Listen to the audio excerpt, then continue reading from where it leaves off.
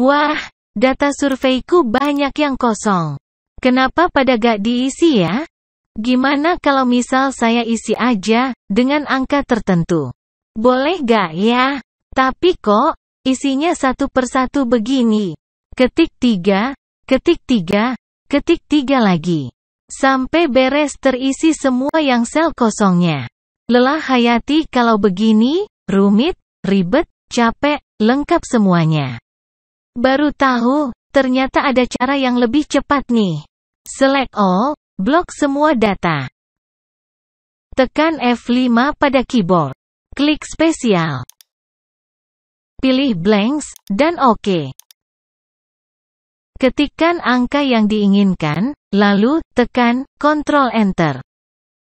Akhirnya, berhasil semua terisi, jadi makin semangat, lanjut bos.